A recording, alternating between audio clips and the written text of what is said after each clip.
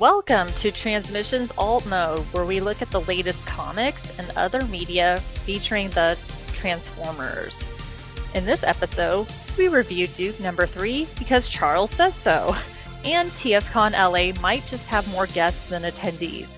Today is Friday, March 1st, 2024, and this is episode 379 of Transmissions Alt Mode.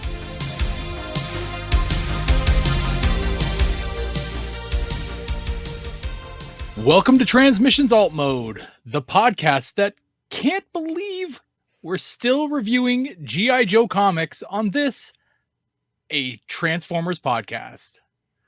I'm your host, Daryl, the Cybertronian Beast, and I am joined by the excellent Transmissions team of Jeremy, a.k.a. Yakko. Yo, Joe. Charles left the review copy, and he's like, I'm not going to be here, but you must do this. And, you know, he's the boss. So I should have called in sick for this episode. And Shar, aka Robo Apollo. Hi, everyone. Let's talk Transformers. Yes, let's do some Transformers talking. We are going to start off the show like we always do by thanking our Donatreons. That's what we do at the end, actually, but we'll do it first. Let's thank our Donatreons right now. John 4X11 Good, Demon Tech 82. Thanks, buddies. I'm just messing everything up. So if you guys want to be like John and Demon Tech, then you can join our Donatreon. We have a really cool Donatreon or Patreon, as it were. You can join them and join at any of our tiers, whatever you want. It's really cool. We have the ability to listen to the show, while we record it. You can chat with us while we record the show. It sometimes gets in the show, as you may hear during the toy show. We often mention people in the chat, and or you can just throw $1 our way a month and just kind of like a thank you. Or you can be like the Masterpiece Donatreons and get a mention in every single episode. So that's really fun. We do also have the special show that I do with Dr. Pants. And I mean, we have lots of them already. So I don't know why people are bugging me about it, but We Like Big Bots. There are 12 episodes of that already, and that's a dozen. I mean, a dozen is a lot, It's more than 10. So, and 10's already a lot. So, I mean, just be happy with a dozen. But yeah, We Like Big Bots is a show that you can get for being a Donatron. It's a show where Dr. Pants and I get together and talk about a figure or a character and all the different variations of figures that we have of that character. And generally, they are very large figures and fun to talk about because they're just big bots. We also have our live play RPG, Transformers Empire of Rust. And this has been on hiatus for a bit, but they've been doing the side thing, which is the Rustford Files. And that is coming to a close. So the episode 11 is out right now, which is the Snake Machine. And you can listen to that.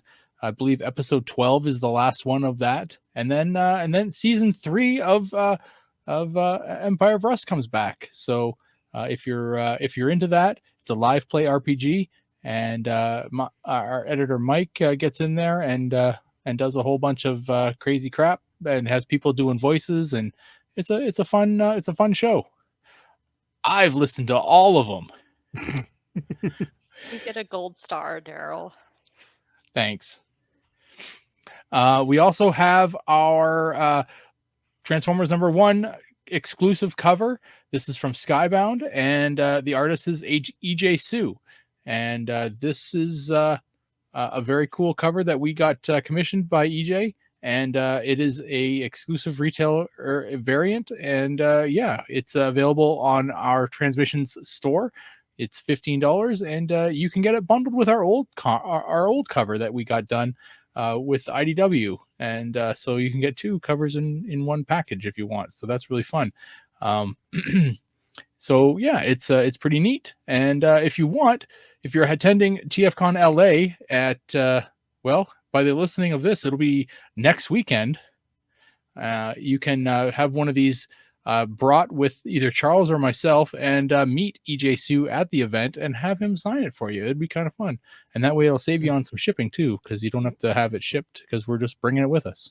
And also, same thing goes for the old comic too, because Alex Mill and Josh Perez are both going to be there. That's right. Yeah, so take a look at that, and yeah, if you want us to bring one of those, let us know, and yeah, you get to meet all those guys there. It's gonna be fun. I would imagine we'll need to cut off those TFcon orders probably by the Tuesday of the week before to make sure everything is packed. Yeah, well, I mean, I know I'm leaving on Thursday, the 7th, so I can't bring anything beyond then. So, but yeah, I'm sure Charles, I think he's leaving on the Friday, so maybe a little bit more time. But yeah, so it'd be cool if you can get that, and then you can have them people sign it in on site there. I'm sure we're going to bring some anyway. So, but yeah, and lastly, we have our Toy Hacks code for the month. It is save 15% at toyhacks.com, and you just use the code that we have here on the screen. So take a look at that, and you can put that towards your next order at Toy Hacks, and that'll be kind of fun. Get some stickers, and you can make your figures look new again with some images or with some stickers from Toy Hacks. So yeah. All right, let's get into the show. This show is not going to be a lot of me talking. This is going to be a lot of Jeremy talking. So that's why I'm hosting. Let's go into, we got no comic book news. We got nothing else to talk about. We're going to go into a comic book review where we talk about, it's not Transformers, it's Duke number 3. That's all.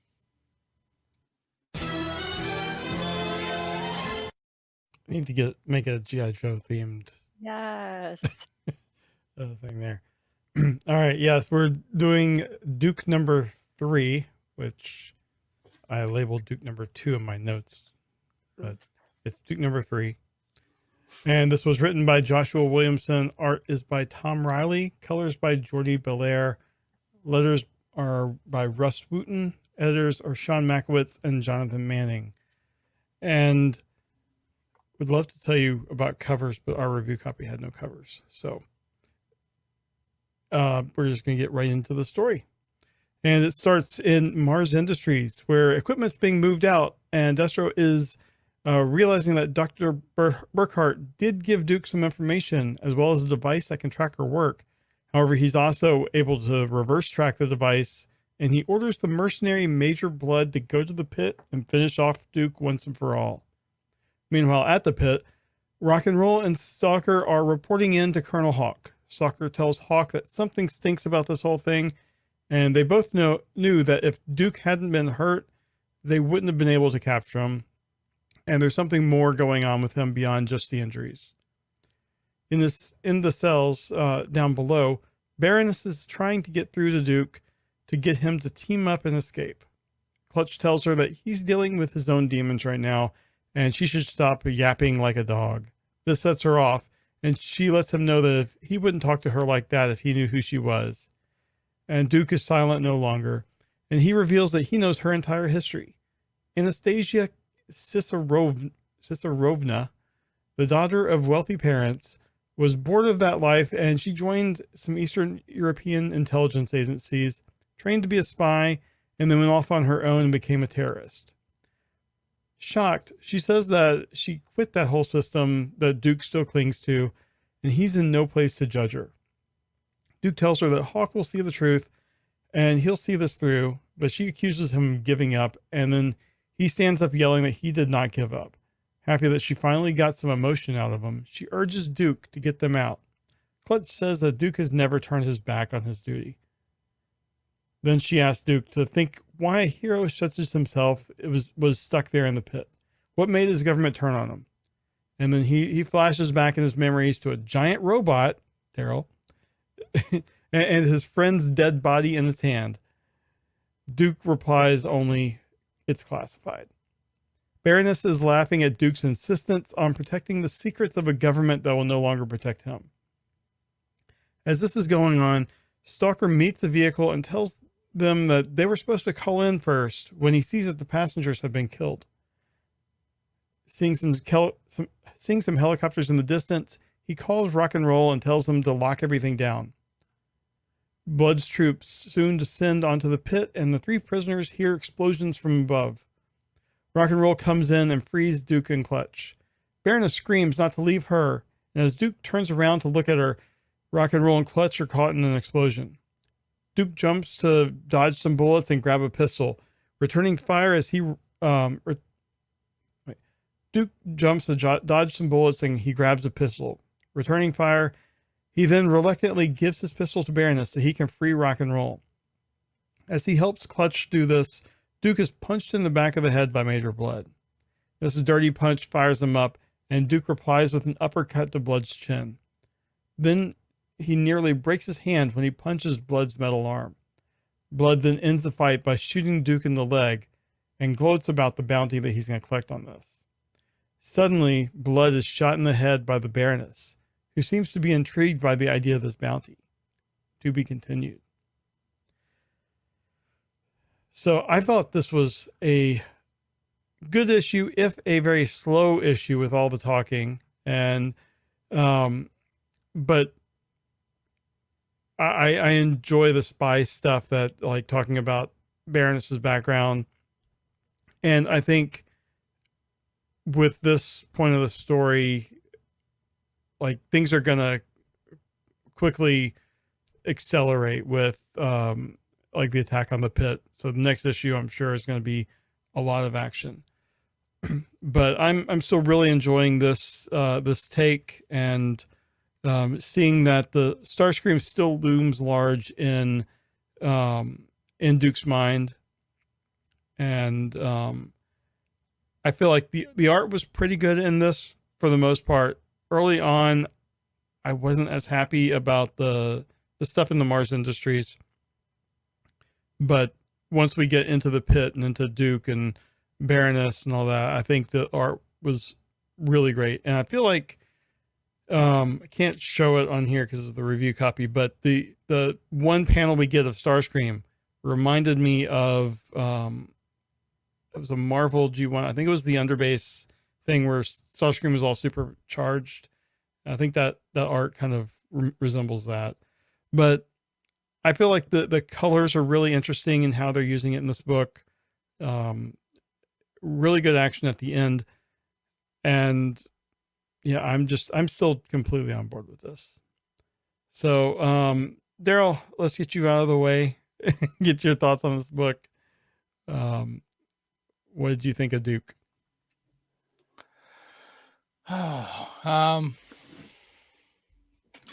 So this book continues to do the same thing that the other two have done, and that's introduce characters as if we know who they are. The issue 2 ended by introducing the Baroness like we knew who she was, and I didn't recognize her. You guys did, because you are G.I. Joe, secretly G.I. Joe fans. The splash page of Major Blood in all caps, Major Blood, like I was supposed to be like shocked that I knew who he was. I don't. But that's your typical comic introduction page. Like your classic. Is, but it is, but I don't. It gets no reaction from me because I don't know who he is. Yeah. Right. So, again,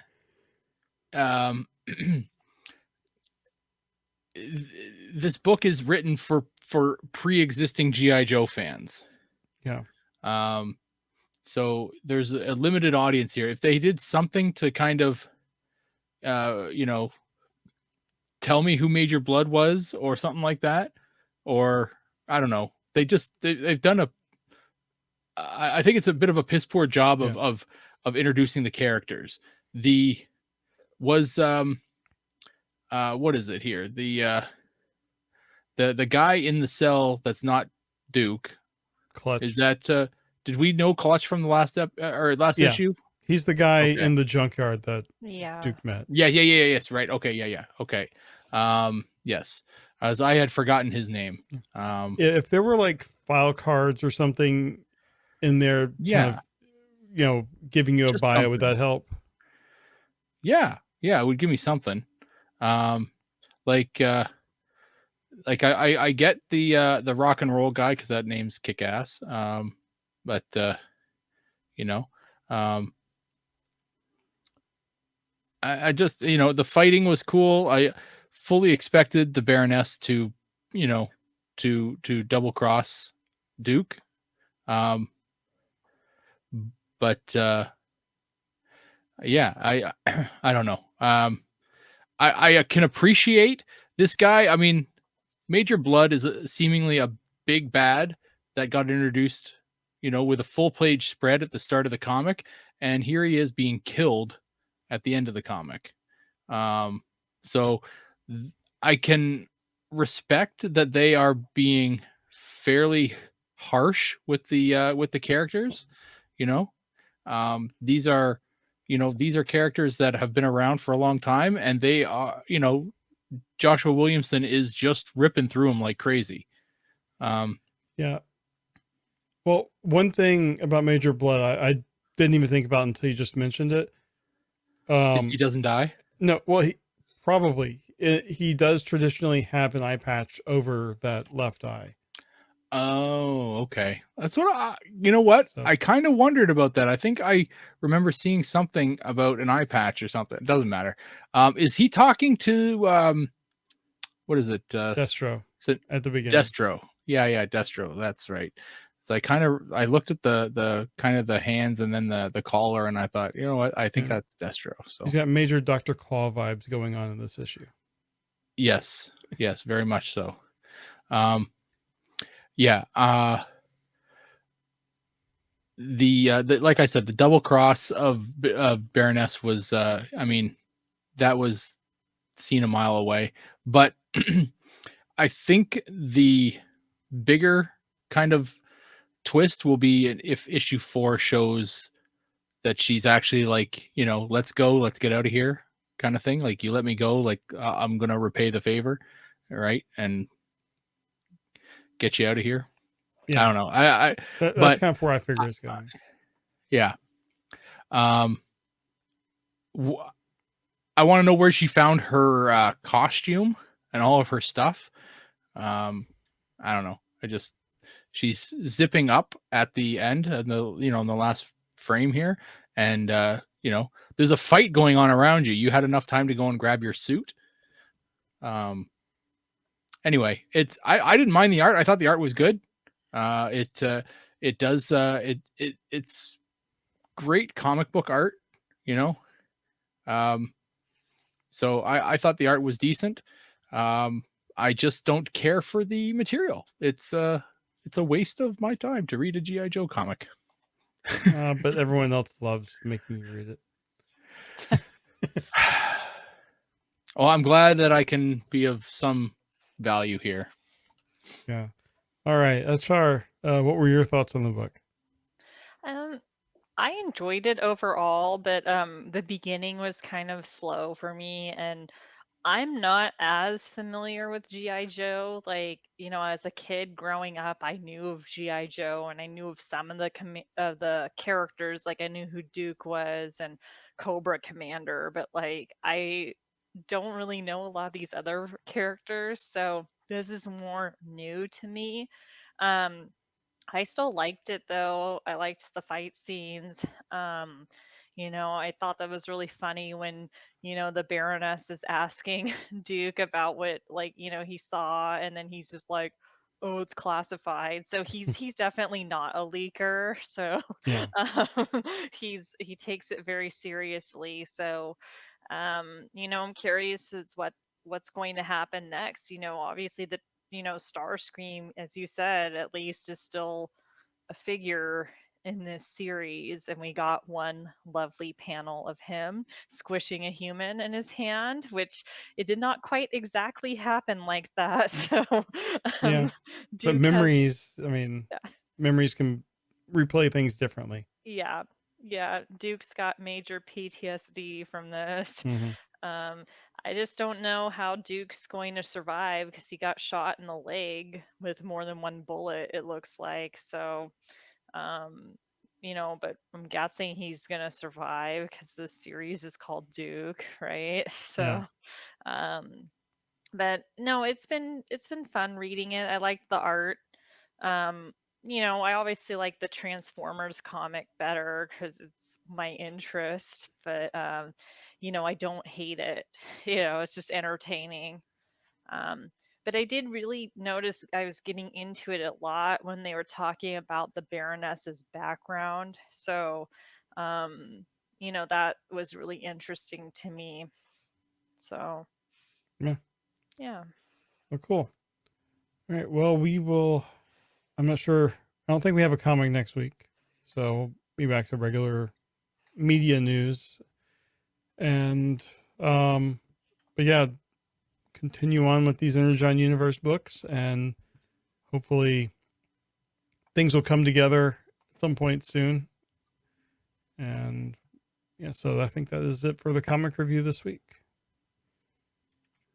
All right. Well, then let's move the show along and move over to convention news.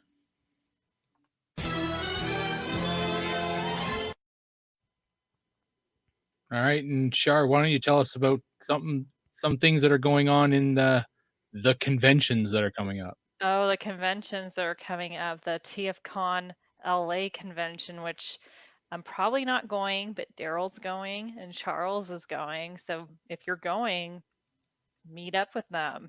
So Heck yeah.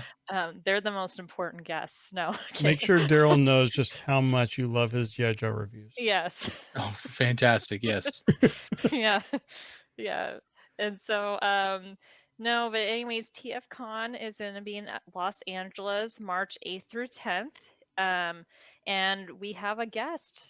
Stan Bush is a guest who's going to be attending, and he did the music in the Transformers the movie original motion picture soundtrack. So, he sang The Touch and Dare. So if you like those songs, you should go. There's going to be lots of guests there. And it's a fun convention. I've been to TFCon LA before. It's a blast. Okay, next is we're going to be talking about TFCon LA. So Yeah, all of these. all of this. So I'm not going to keep repeating that. So our next guest is Michael Charles Hill. He was a writer on Transformers G1 cartoon. So if you're a huge fan of G1, you should go. This is also the 40th anniversary of Transformers. So it's going to be a big convention. We were joking earlier that there might be actually like more guests than attendees at the con, but it's actually a pretty big convention, at least when I went in 2019. Oh, and the benefit of having so many guests, if you're not interested in a lot of the bigger guests, there's gonna be like almost no lines for some of these. Mm-hmm. Yeah. You Yeah, and can spend some time talking to some of these people. yeah, it's really nice going to the LA convention because there's so many guests, and they will, as Jeremy said, they'll take the time to talk with you. Um, and so with this guest that we're talking about, Michael Charles Hill, he worked on some episodes, including The Gambler, Starscream's Brigade, The Killing Jar, Ghost in the Machine, The Burden Hardest to Bear, and The Return of Optimus Prime Part 2. So, and it looks like he's going to be part of a Q&A panel and autograph session. All right. Next, we have guest Jerry Hauser, and he did the voices of Junkyard, Sandstorm, and Sweep in Transformers G1. He'll be in a Q&A panel and autograph session. Next, we have Eric Siebenmiller. Siebenmiller. Okay, Eric Siebenmiller. So he's the lead toy designer for Transformers Animated. Animated's getting a lot of love this year in the toy line and previous year, which is very exciting for those of us who are animated fans. He helped develop the Transformers animated series as its lead designer, and he will be involved in a panel titled Transformers Animated Deleted Scenes and Characters. So if you're a huge fan of animated, you're not going to want to miss this. You need to go. You need to figure out a way to get to this convention.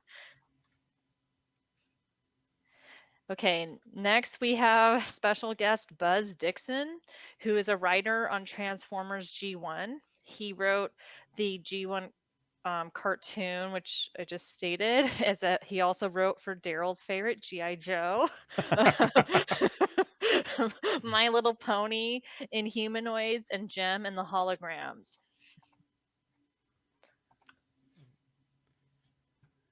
Oh, and let's see. That's it. Okay.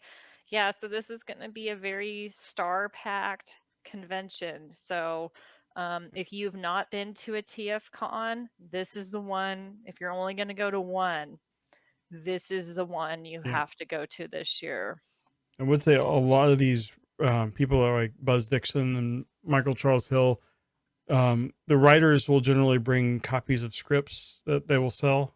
So if you're interested, you can get, a script. I have one from Michael Charles Hill from a couple of years ago. Do we know the guest count yet for TFcon LA? Do you guys know what the a lot? Yeah, quite a number. Right. The page is very long. Yeah. Yeah. Also, check the TFcon LA guest page, because if people are charging for autographs, they have the prices on there. Like Sam Bush is $40 for an autograph and $40 for a photo. So take that into account when you're determining your budget for going. Mm-hmm. That's a good point to bring up, because I think all the guests charge for autographs, or at least most of them do. The comic guests, they don't usually. Bob Budiansky might. Yeah. Also, I just saw on here, Josh Perez is no longer able to be there. So that's sad. Oh no. No.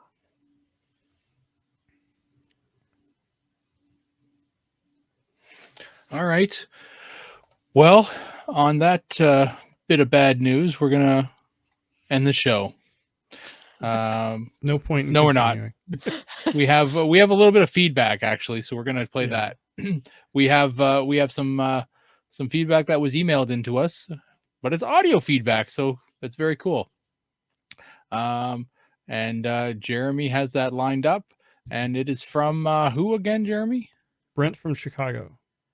Brent from Chicago. All right, Brent. Let's hear what you have to say. Charles, Daryl, Jeremy, Mike, and Shar. It's your longtime listener, Brent from Chicago. I'm getting over a cold, and I haven't really spoken much in about 3 days, so I'm going to try my best to do this. Recently, I think it was Daryl and Mike, or maybe it was Daryl and Jeremy. You guys had done a review on the Skybound books, and you asked for opinions or first impressions on the title so far, and I want to give mine. So I'm going to preface this. Everything I say is just my opinion, and it's just my first impression. I can't change that. It is what it is. So keep in mind, I'm currently rereading IDW 1, the really good continuity. Phase 2 to be exact. I also did an entire reread of Marvel US and Marvel UK and the Regeneration 1 series by Simon Furman. So I can't help but compare what Skybound is putting out now to what came before. I never really read the entire Dreamwave run, let alone reread it, but I did like the War Within series. But I'm really not going to reference Dreamwave at all in this. So my first impression of the first 5 issues of the Skybound books are that they are not, I don't think they're bad by any means. I just don't find them compelling. I just think that it's meh. That's my first impression. Other than the wall-to-wall carnage, there's nothing here that's new, creative, or innovative, in my opinion. You know, IDW1 added layers upon layers to the mythology and lore, and I've spoken about that in a past message to you guys, so I won't rehash it all.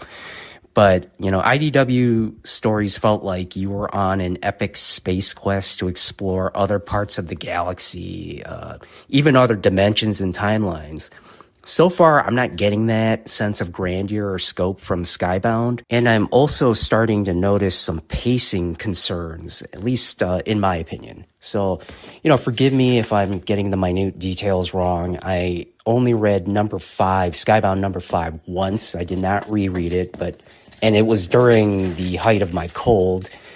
But from what I recall, there was a battle scene in the middle of the book. And just when you think there's a lull in the action as our protagonists make their way to the Ark, Starscream and his troops launch another sneak attack. I laughed out loud. I mean, there's no breathing room. It's just pure nonstop action, action, action. James Cameron is the greatest action director of all time because he understood that you have to balance the action scenes with downtime. This allows the audience to catch their breath, and it allows for opportunities to tell character stories. So far, Daniel Warren Johnson is doing anything but that. And if that's your thing, more power to you. But to me, nonstop action can get boring, as paradoxical as that sounds. It's almost like he's got the opposite problem of IDW2's writer Brian Ruckley, where too many issues dragged on with little to nothing happening. Both are opposite extreme problems, but they both come down to the same problem of pacing. My other issue is the choice of main characters. I get the impression that Daniel Warren Johnson, you really love the 1984 cast, and you really love season 1 of the cartoon, of the G1 cartoon. I'm just hoping, we eventually get deep cut characters in future storylines, versus the same old boring guys we always get. Example, Swerve was a non-character until IDW made him a fan favorite. I guess I should be a little encouraged that at least we have RC in there, and Springer is going to appear soon too, so that is hopeful.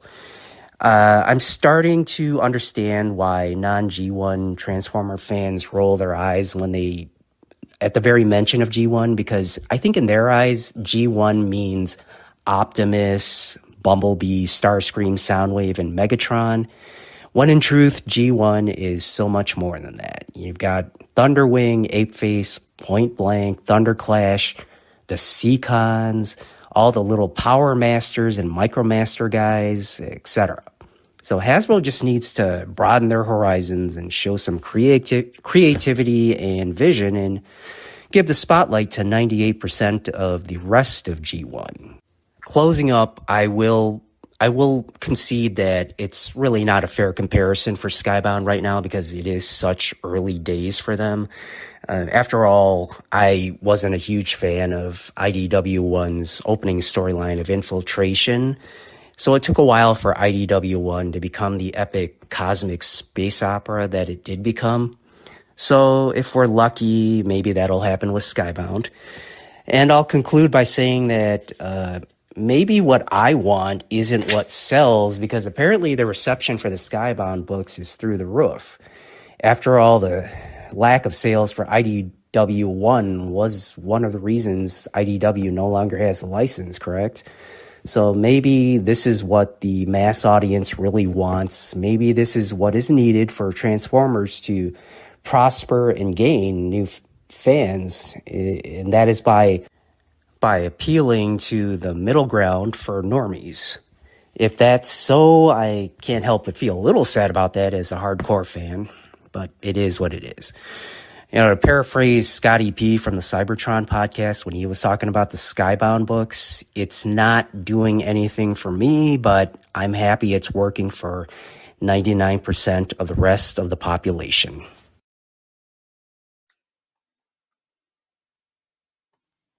All right. Well, thank you very much, Brent. That's a really good rundown, and I'm glad that you're comparing them to the other storylines that have been done in the past. Um, comparing it to the original Marvel comics is an interesting comparison because those were, I mean, by today's standards, they're laughable. But there's some good ones in there, you know. But a lot of them were just get the book out, puts the new figures and new characters that we have toys of coming out in there, and just Especially the early get the ones. story out. Mhm. Oh yeah, they're not great. The UK ones would be interesting. I have a few, but I've never actually read them. So be interesting to go back and read those. There's just so many. It's just so many. Yeah.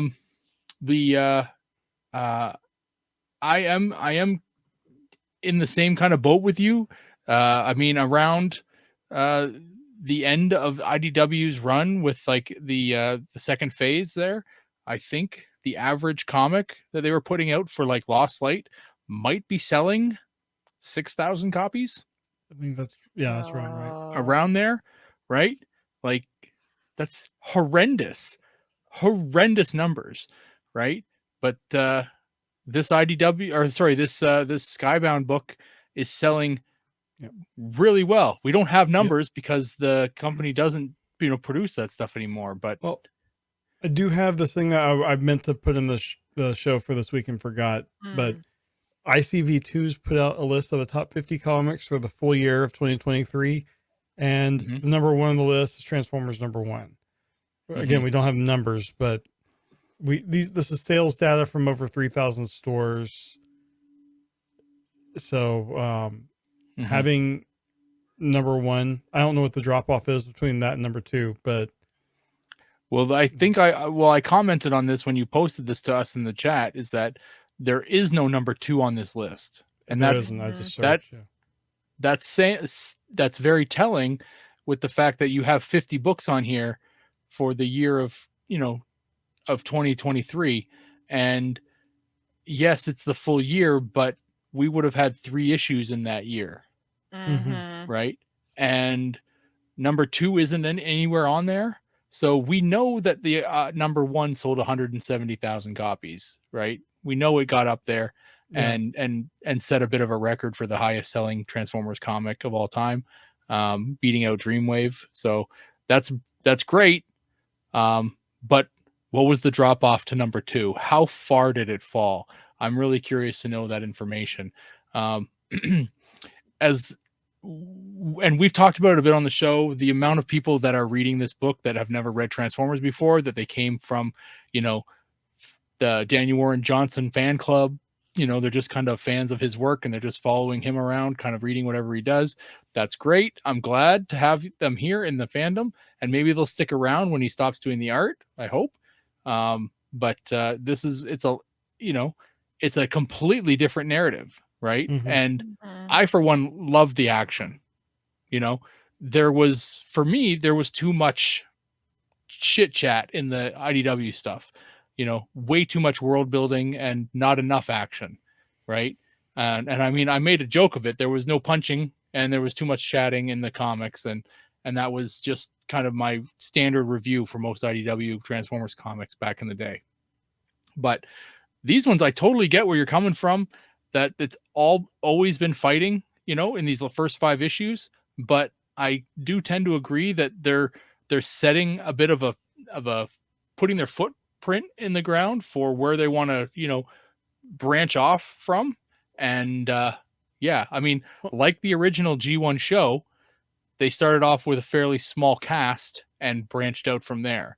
So I expect to see some of the more deeper characters when we for the further we get into the book. But as of right now, I'm currently very happy with where it is, and I'm going to miss Daniel Warren Johnson's art myself. I like it quite a bit. Yeah, I think like I can see where you're coming from, especially with the pacing. It does, like, I felt like there was a little bit more spacing between the fight and the arc stuff, but I do see where you're coming from there. But I think comparing it if you compare it at this point to Infiltration at this point, which is like exact same point in terms of formation of the continuity, this does seem this has more interest from me. Like it's kind of got its hooks in, just because you start with your typical G1 arc is crashing on Earth, and then you've just completely deviated from, you've introduced different characters. The Decepticons are in control of the arc. It's just, you've taken a familiar thing and just twisted it, and that's just really gripped me in terms of my interest in the series. Infiltration started off a lot slower. It was a lot more methodical, and it built, I think the IDW universe was built a lot slower than what they're doing here. I mean, we've got the space stuff with Void Rivals, that's actually where Springer's going to show up. He's not going to show up in this book yet. You got the G.I. Joe stuff, you got this. So they're coming at it from a lot of different fronts. So I think things are going to, when they start going, it's going to start, the cast is going to increase fairly quickly. So, but yeah, I mean, I totally see where you're coming from with your, you're seeing too much accent, and and as much as I hate to say it, we can see them pushing the two worlds together with the Transformers and the G.I. Joe, right? They are, the G.I. Joe book has both of them, Duke and Cobra Commander, have very, very rarely mentioned the Transformers, but the fact that they're there in the background is something. But the Transformers book, right from the first issue, introduced these veterans, and they are slowly creeping towards, kind of today's army. And I think at that point, the G.I. Joe book will have gotten to the point where, let's say Duke, talks to Flint or whatever, and they start to believe him and say, holy shit, we got to go get these, robots or whatever. And then boom, we're now in the books have met up. Right. So we're getting there. As much as I hate saying it, the G.I. Joe books are not doing it for me right now, because there's no Transformers in them whatsoever. But at some point there will be, I'm sure of it. But I mean, they have said that you will be able to read each of these books without having read the others. So any crossover that does happen, I think it's going to be a special event, not if you're reading G.I. Joe, you also have to read Transformers or whatever. So I think those stories are going to, the G.I. Joe Cobra Commander stuff is going to lead into a G.I. Joe book, and that's going to be mostly self-contained after, with Duke dealing with his PTSD and all that. But I do like that the universe was planned from the start to be fully interwoven, and rather than just kind of shoving the G.I. Joe stuff into the Transformers like IDW did. Yeah. Well, Brent, thank you for the voicemail, and I hope you're feeling better. The colds this year are no joke. No, I understand where you're coming from. I'm a huge IDW fan. I loved Till All Are One and More Than Meets the Eye and Lost Light by James Roberts. And, but I am enjoying this new Skybound comic. I don't know if I like it as much as that, as IDW, because IDW is very dear to me because they did very different things. But I do think that they are casting a wide net so that they can get more of a general audience into Transformers, and then maybe they can start bringing in niche characters, because I believe in one of the issues, didn't Robert Kirkman say that like he likes Windblade, like as a character? I think he did reference her in some interview. Yeah. So And like what you were saying, Jeremy, is like they took something familiar and have twisted it a bit, like Megatron's Mhm. missing, well, and you guys we've reviewed Cobra Commander, right? Yeah. Yeah, okay, well, he's missing. Megatron is Right. missing, from the Decepticons. And Bumblebee's out of commission. We have Right. Cliff Jumper. So and we have RC early on. And so we are getting different things. And I do think because, you know, this we have a limited amount of time with Daniel Warren Johnson drawing the issues. They are trying to like set this up for something bigger and different. So it's been a little gruesome for me. I'm not a huge fan of gore stuff, and but it's getting people into Transformers. And I know you posted those sales stats earlier, Jeremy, but how many variants were there for the first issue? Right. Yeah. So like one person could be buying, there were like 50 different covers, Oh, right? I think there are more Yeah. So because like, they've also done like second, third printings.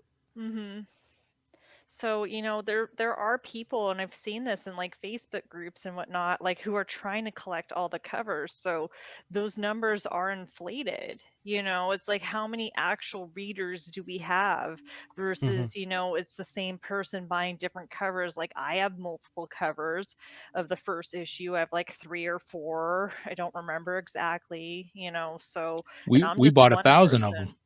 Yeah. Yeah. See, look. So, see, yeah, the podcast bought 1,000. So, how many of these numbers are just like it's because multiple like the same person's buying multiple issues. So, um, so we'll see what happens. I'm excited to see where it's going. I do hope it continues to take what's familiar and keep twisting, like keep twisting it, Skybound, keep twisting it so it's different.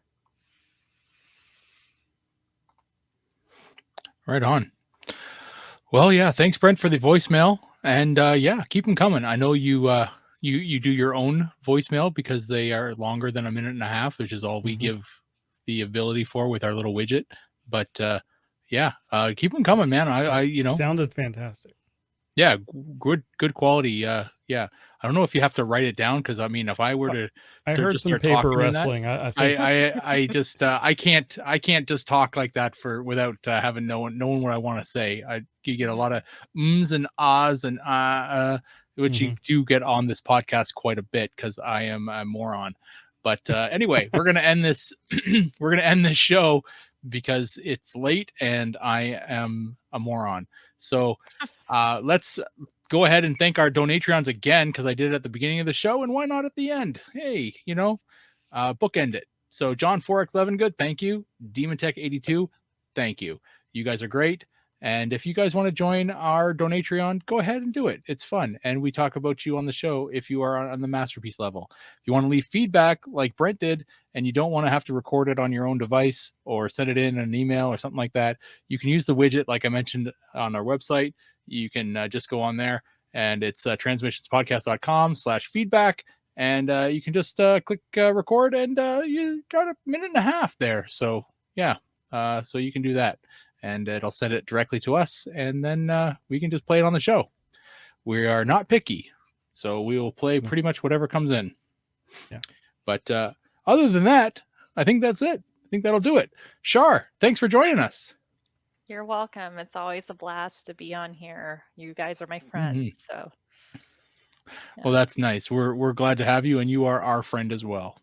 Yeah. Nice shirt, by the way. I see the Transformers shirt, the comics shirt. Yeah, it's Optimus. You can't see the whole thing, but he's riding Grimlock, so it's really cool. Nice. That's nice. Very cool. And Jeremy, yeah, another good show from us, the lackluster hosts that are not Charles. Yeah. So. Somehow duct tape and string, we made it work. Mm-hmm. Yep. All right. Well, thank you guys for listening, and hopefully next week Charles is back. Later. Bye. Bye, everyone. Thank you for listening to this episode of Transmissions. If you'd like to join the conversation, travel to our Discord channel at transmissionspodcast.com/Discord. Want some cool transmission swag? Feast your eyes on our transmissions gear at transmissionspodcast.com/shop. If you'd like to support our podcast, go to transmissionspodcast.com/support or tell your friends about our show. We'll see you next time.